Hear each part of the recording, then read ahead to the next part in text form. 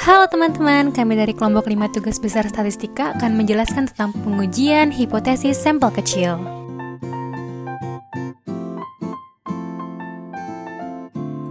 Berikut adalah anggota kelompok kami.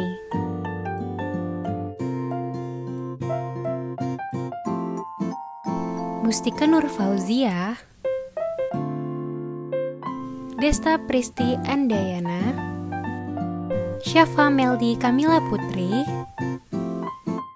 Jenieta Cendilo, Muhammad Azriel Hasan, Siti Rohimah, dan Fahri Abiyu Putra. Dosen pengampu Ibu Rona selaku dosen statistika. Pengujian hipotesis adalah metode pengambilan keputusan yang didasarkan dari analisis data baik dari percobaan yang terkontrol, survei, atau pengamatan. Hipotesis adalah dugaan yang mungkin benar atau salah dan akan ditolak jika salah atau palsu, serta akan diterima jika faktor-faktor membenarkannya. Sampel kecil dan ciri-ciri distribusi T-student. Sampel kecil merupakan sampel yang jumlahnya kurang dari 30, sehingga memiliki standar deviasi S berfluktuasi relatif besar. Jadi nilai uji Z sama dengan X bar kurang mu per S akar N. Tidak bersifat normal. Oleh karena itu, untuk sebaran distribusi sampel kecil perlu dikembangkan suatu distribusi khusus yang dikenal sebagai distribusi T atau T-student. Nilai distribusi T dinyatakan sebagai berikut. T sama dengan X bar min mu per S akar N. Keterangan T adalah nilai distribusi T, mu dan nilai rata-rata populasi, X bar nilai rata-rata sampel, S standar deviasi sampel, N jumlah sampel. Ciri-ciri distribusi T-student. Distribusi T-student mempunyai beberapa karakteristik berikut dengan asumsi bahwa populasi yang diamati mendekati normal. 1. Distribusi T-student seperti distribusi Z merupakan sebuah distribusi kontinu di mana nilai dapat menempati semua titik pengamatan. 2. Distribusi T-student seperti distribusi Z berbentuk genta atau lonceng dan simetris dengan nilai rata-rata sama dengan 0. 3. Distribusi T-student bukan merupakan satu kurva seperti kurva Z, tetapi keluarga dari distribusi T. Setiap distribusi T mempunyai rata-rata hitung sama dengan 0, tetapi dengan standar deviasi yang berbeda-beda sesuai dengan besarnya sampel atau N. Ada distribusi T untuk sampel berukuran 2 yang berbeda dengan distribusi untuk sampel sebanyak 15,25 dan sebagainya. Apabila sampel semakin besar, maka distribusi T akan mendekati normal. Pada gambar di atas, sebelumnya terlihat bahwa kurva distribusi T mempunyai nilai rata-rata sama dengan 0. Namun, standar deviasinya berbeda. Standar deviasi dengan derajat bebas V, di mana V sama dengan N-1, semakin tinggi maka akan mendekati normal. Pada V sama dengan 2, mempunyai puncak yang datar, serta lebih lebar dibandingkan dengan V sama dengan 15 dan V sama dengan 25. Apabila jumlah V relatif besar atau mendekati 30, maka kurva distribusi T akan mendekati kurva normal, yaitu distribusi Z. Distribusi T lebih mendatar dan melebar dibandingkan dengan distribusi Z. Dampak dari distribusi T yang lebih melebar adalah untuk suatu taraf nyata atau alfa tertentu akan mempunyai nilai kritis yang lebih besar dibandingkan dengan nilai kritis pada distribusi Z. Untuk taraf nyata sebesar 5% dengan uji satu arah, maka nilai kritis pada distribusi Z sama dengan 0,5 dikurang 0,05 sama dengan 0,450.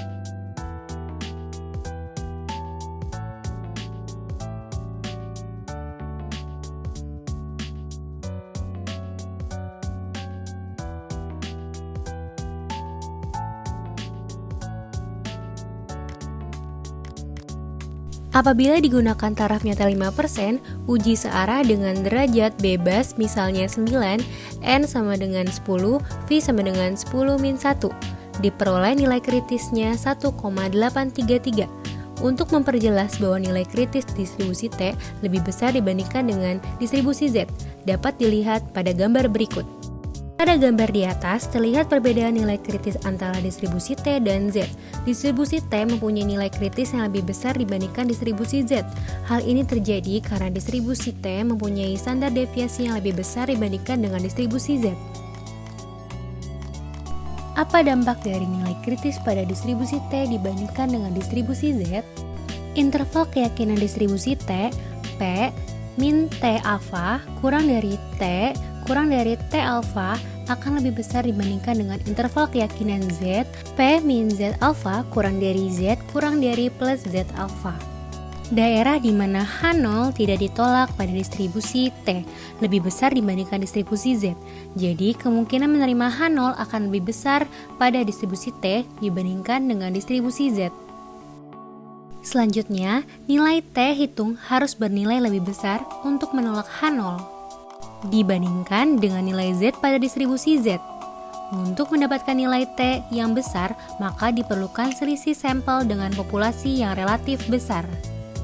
Probabilitas untuk tidak menolak H0 yang lebih besar disebabkan ketidakyakinan pada penduga-penduga distribusi T yang disebabkan kecilnya sampel dan besarnya standar deviasi. Menguji rata-rata hitung populasi. Dalam menguji rata-rata hitung populasi dalam sampel kecil, tetap mengikuti proses pengujian hipotesis, sebagaimana pengujian hipotesis untuk rata-rata hitung pada sampel besar. 5 tahapan menguji rata-rata hitung populasi. A. Merumuskan hipotesis 0 dan hipotesis alternatif H0 dan H1. B. Menentukan taraf nyata apakah 1%, 5%, atau pada taraf lainnya serta mengetahui titik kritis berdasarkan pada tabel T-student. C. Menentukan uji statistik dengan menggunakan rumus uji T.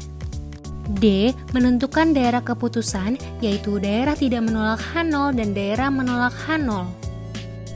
Dan E. Mengambil keputusan untuk menolak dan menerima dengan membandingkan nilai kritis taraf nyata dengan nilai uji T. Pada liburan Juni 2014, banyak pelajar yang berlibur ke Jawa Tengah dan Jawa Timur. Oleh sebab itu, perusahaan KA mempersiapkan kereta api eksekutif untuk jurusan Jakarta ke Surabaya, Malang, Solo, Yogyakarta, dan Semarang sebanyak 10 buah dan total rute yang dilayani sebanyak 20 rute. Harga rata-rata tiket kelas eksekutif A sebesar Rp418.250 untuk mendorong para pelajar dan konsumen menggunakan KA. Manajemen KAI memberikan kebijakan untuk memberikan diskon terhadap tiket KA eksekutif selama liburan. Setelah kebijakan tersebut diberlakukan, selanjutnya diambil sampel secara acak terhadap 10 jenis tiket. Ternyata harga rata-ratanya mencapai Rp361.675 dan standar deviasi Rp62.444. Apakah penurunan tarif tersebut berbeda nyata dengan tarif sebelumnya pada taraf 5% sehingga cukup berarti bagi konsumen terutama pelajar untuk menikmati perjalanan dengan KA eksekutif? Jawabannya adalah langkah pertama, perumusan hipotesis. Hipotesis yang ingin diuji apakah harga tiket setelah diskon berbeda nyata dengan harga tiket sebelum diskon. Perumusan hipotesisnya adalah H0 sama dengan mu sama dengan Rp418.250. H1 sama dengan mu tidak sama dengan Rp418.250. Tanda tidak sama dengan pada H1 menunjukkan uji dua arah. Langkah kedua yaitu menentukan taraf nyata yaitu 5%. Pada tabel T dapat dilihat dengan taraf nyata 5% untuk uji dua arah dengan derajat bebas V sama dengan N-1 sama dengan 10-1 sama dengan 9. Nilai kritis diperoleh 2,262. Langkah ketiga melakukan uji statistik T dengan rumus sebagai berikut. T sama dengan buka kurung X bar min mu tutup kurung per buka kurung S per akar N tutup kurung, yaitu 425.500 dikurang 361.675 per 62.444 per akar 10. Hasilnya adalah minus 2,865. Langkah keempat yaitu menentukan daerah keputusan dengan nilai kritis 2,262 uji dua arah seperti yang ditampilkan pada tabel tersebut. Langkah kelima yaitu menentukan keputusan. Pada taraf nyata 5%, nilai uji T terletak di daerah menolak H0. Hal ini menunjukkan bahwa terdapat cukup bukti bahwa harga rata-rata tiket KA sesudah diskon berbeda nyata dengan harga sebelum diskon pada taraf nyata 5%. Perbedaan yang nyata ini diharapkan dapat menarik konsumen terutama pelajar kembali untuk menggunakan jasa KA. Selanjutnya, menguji selisih rata-rata hitung populasi. Maksud dari pengujian selisih rata-rata hitung populasi adalah untuk membandingkan nilai rata-rata dua populasi apakah sama atau berbeda. 3 tahapan menguji selisih rata-rata hitung populasi. Ada 3 asumsi yang diperlukan dalam menguji selisih rata-rata sampel kecil, yaitu A. Populasi harus terdistribusi secara normal, B. Populasi bersifat independen, dan C. Varian populasi harus sama. Untuk melakukan uji T, juga diperlukan penggabungkan varians masing-masing sampel menjadi suatu penduga tunggal.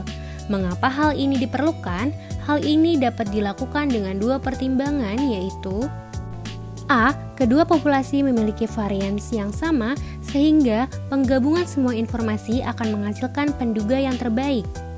Dan B. Kedua varians akan menghasilkan varians tertimbang yang memperhatikan karakteristik kedua populasi.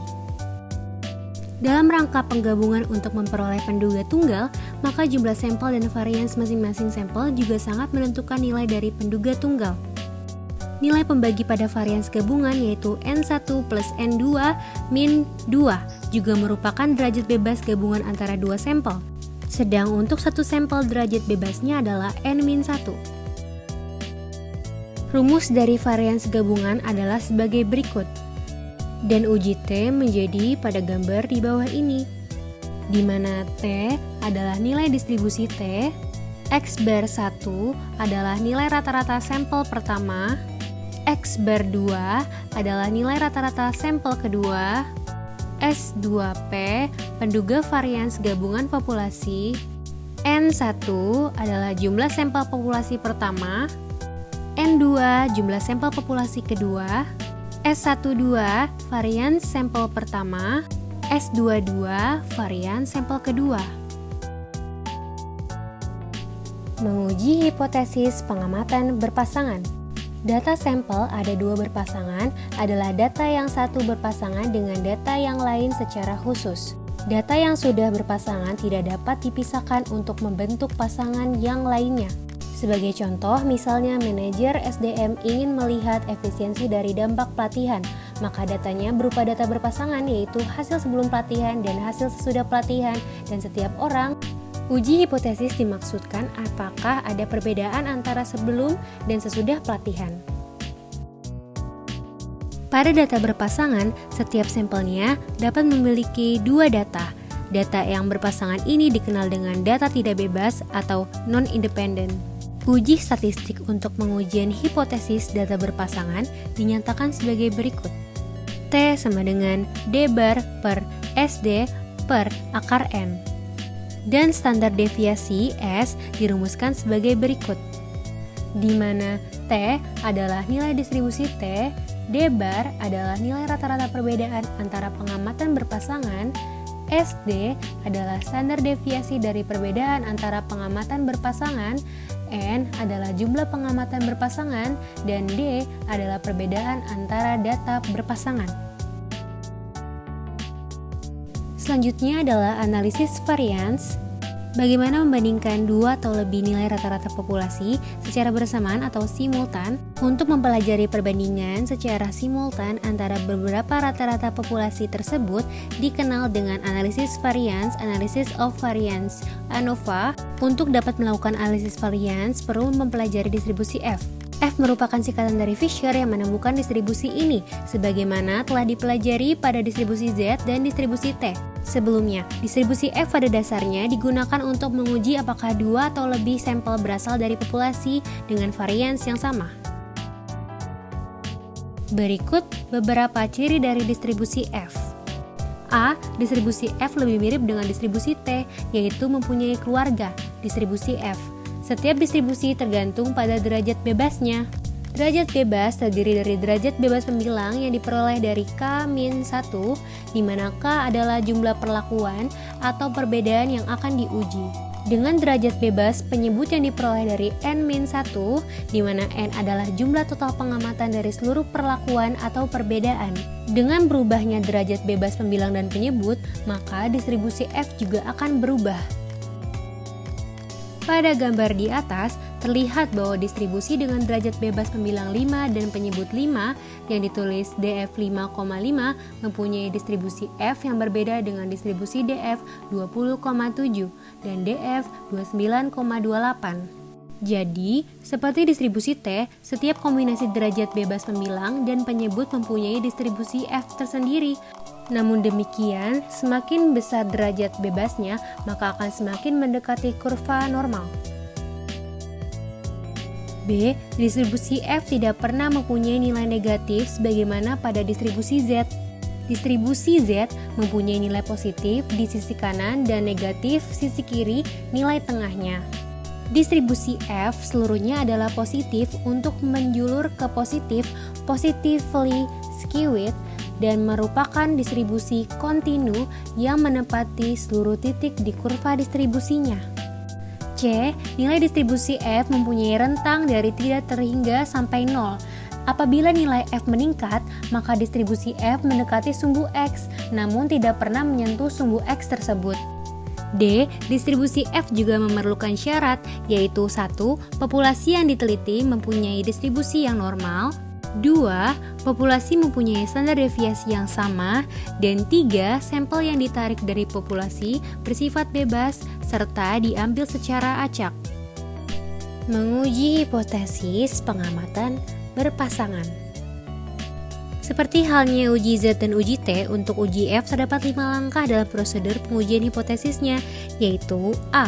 Merumuskan hipotesis, B. Menentukan taraf nyata, C. Menentukan uji statistik nilai F, D. Menentukan daerah keputusan sesuai dengan nilai kritis F, E. Menentukan keputusan dengan membandingkan nilai uji F dengan daerah keputusan apakah menerima atau menolak.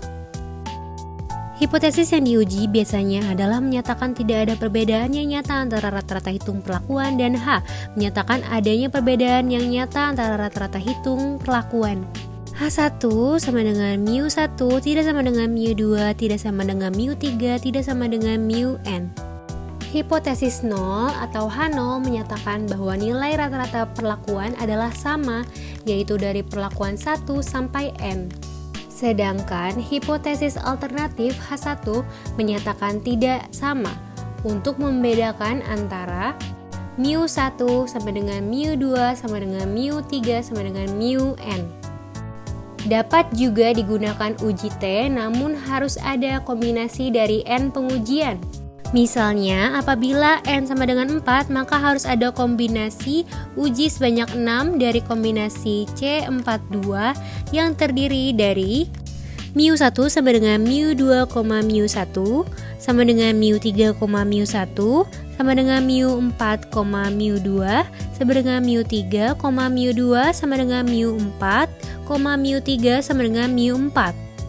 Banyaknya kombinasi apabila menggunakan uji T ini yang membuat uji T kurang efisien untuk uji nilai rata-rata dalam banyak perlakuan secara simultan atau bersamaan. Oleh sebab itu digunakan uji F. Taraf nyata dapat dipilih 1%, 5%, atau 10% bergantung pada kepentingannya. Namun, kebanyakan pustaka menyediakan nilai distribusi F untuk taraf nyata 1% dan 5%. Bagaimana menentukan nilai kritis F? Untuk menentukan nilai kritis, diperlukan pengetahuan tentang derajat bebas pembilang K-1, di mana K adalah jumlah perlakuan dan derajat bebas menyebut N-K, di mana N adalah jumlah total keseluruhan sampel. Misalkan, kita memiliki 4 perlakuan dengan N sebanyak 18 dengan taraf nyata 5%, maka nilai kritis F adalah kombinasi dari K-1 sama dengan 4-1 sama dengan 3, dan N-K sama dengan 18-4 sama dengan 14. Derajat bebas pembilang 3 dan derajat bebas penyebut 14 yang biasa ditulis dengan DF 3,14 dari contoh tabel distribusi F berikut ditemukan nilai F sebesar 3,34. Tabel distribusi F selengkapnya dapat dilihat pada lampiran. Berikut adalah lampirannya. C. Nilai F diperoleh dengan cara sebagai berikut. F sama dengan SST per K-1 per SSE per N-K sama dengan MSTR per MSI, di mana F adalah nilai uji statistik F, SST adalah sum of square treatment atau sum of square antar perlakuan, K-1 adalah derajat bebas pembilang, SSI adalah sum of square error atau sum of square dalam perlakuan, N-K adalah derajat bebas penyebut, MSTR adalah mean square between treatment atau mean square antar perlakuan, MSI adalah mean square error. SST dan SSI dalam rumus F diperoleh dengan cara rumus SST dan SSI berada di kotak putih di mana TC kuadrat dari setiap kolom di setiap pengamatan X dalam satu kolom atau perlakuan dijumlahkan kemudian dikuadratkan. NC adalah jumlah pengamatan dalam setiap kelompok atau perlakuan. X adalah nilai setiap pengamatan dan N adalah jumlah total pengamatan. Berikut bentuk umum dari analisis uji varians biasanya disajikan sebagai berikut. D. Menentukan daerah keputusan sesuai dengan nilai kritis F yaitu 3,34 untuk taraf nyata 5% dengan DF pembilang 3, 4-1 dan DF penyebut 14, 18-4 seperti gambar di bawah ini. E. Menentukan keputusan dengan membandingkan nilai uji F dengan daerah keputusan apakah menerima atau menolak. Kasus 1. PT Salemba 4 yang merupakan salah satu penerbit besar mewajibkan setiap agennya untuk mengunjungi perguruan tinggi minimal 40 kali dalam setahun. Kunjungan tersebut digunakan untuk memperkenalkan buku baru serta perkembangan mutakhir. Dari hasil survei yang dilakukan terhadap 16 agen di beberapa kota besar, ternyata rata-rata agen mengunjungi perguruan tinggi sebanyak 44 kali dengan standar deviasi 3. Dengan taraf nyata 5%, ujilah pertanyaan apakah kunjungan agen melebihi dari kewajiban yang ditetapkan? Jawabannya adalah A. Hipotesis H0 sama dengan mu sama dengan 40, H1 sama dengan mu lebih dari 40. B. Menentukan taraf nyata yaitu 5%. Taraf nyata 5% DF sama dengan 16-1 sama dengan 15. Nilai kritis diperoleh 2,131. C. Melakukan uji statistik T. T sama dengan X bar min mu per S per akar N sama dengan 44 min 40 per 3 per akar 16 sama dengan 5,3. D. Menentukan daerah keputusan dengan nilai kritis 2,131 uji satu arah. H0 diterima apabila T kurang dari 2,131 dan H0 ditolak apabila T lebih dari 2,131. Langkah terakhir adalah mengambil keputusan. Karena nilai uji T 5,3 lebih dari nilai kritis T yaitu 2,131, maka H0 ditolak dan H1 diterima. Data yang Anda berikan cukup bukti untuk menolak H0, sehingga dapat disimpulkan bahwa rata-rata kunjungan agen PT Salemba 4 ke perguruan tinggi lebih dari 40. Kasus 2, salah satu indikator bank yang sehat adalah nilai NPL, Non-Performing Loan, yang rendah. Hal ini menunjukkan adanya kehati-hatian dalam memberikan kredit di bank. Ada asumsi bahwa bank-bank BUMN mempunyai NPL lebih rendah dibandingkan dengan bank swasta. Untuk membuktikan asumsi tersebut, dipilih 4 sampel bank BUMN dengan rata-rata NPL 6,00% dan standar deviasinya 1,27%. Untuk bank swasta dipilih 16 bank dengan rata-rata NPL 11,80% dan standar deviasinya 3,87.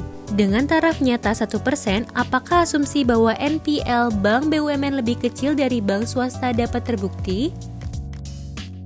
Jawabannya adalah langkah pertama, perumusan hipotesis. Hipotesis yang ingin diuji apakah NPL BUMN lebih kecil dari NPL bank swasta. Perumusan hipotesisnya adalah H0 sama dengan mu lebih dari sama dengan mu2, H1 sama dengan mu kurang dari mu2. Langkah kedua adalah menentukan taraf nyata yaitu 1%. Nilai T-student dengan taraf nyata 1% atau 0,01 uji satu arah dan DF sama dengan N1 tambah N2 min 2 sama dengan 4 plus 16 min 2 sama dengan 18 adalah 2,55. Langkah ketiga yaitu melakukan uji statistik T. Seperti pada penjelasan kotak putih di bawah ini dengan nilai T yang dihasilkan adalah minus 2,91. Langkah keempat adalah menentukan daerah keputusan dengan nilai kritis 2,55. Daerah tidak menolak H0 adalah T lebih dari min 2,55 dan daerah menolak H0 sama dengan T kurang dari min 2,25. Dan langkah terakhir adalah langkah 5 yaitu menentukan keputusan. Jadi nilai uji T min 2,91 kurang dari min 2,55 sehingga H0 ditolak dan H1 diterima. Ini menunjukkan bahwa terdapat cukup bukti untuk menolak H0 sehingga dapat disimpulkan bahwa rata-rata NPL BUMN lebih kecil daripada bank swasta. Kesimpulan dari materi ini yaitu pengujian hipotesis adalah metode pengambilan keputusan yang didasarkan pada analisis data, baik dari percobaan yang terkontrol maupun dari observasi tidak terkontrol. Dalam pengujian hipotesis, keputusan yang dibuat mengandung ketidakpastian. Artinya, keputusan bisa benar atau salah, sehingga menimbulkan resiko. Besar kecilnya resiko dinyatakan dalam bentuk probabilitas. Pengujian hipotesis merupakan bagian terpenting dari statistik inferensi atau statistik induktif. Karena berdasarkan pengujian tersebut, pembuatan keputusan atau pemecahan persoalan sebagai dasar penelitian lebih lanjut dapat terselesaikan. Sampel kecil merupakan sampel yang jumlahnya kurang dari 30. Sehingga untuk sebaran distribusi sampel kecil perlu dikembangkan suatu distribusi khusus yang dikenal sebagai distribusi T atau T-student. Thanks for watching, semoga bermanfaat.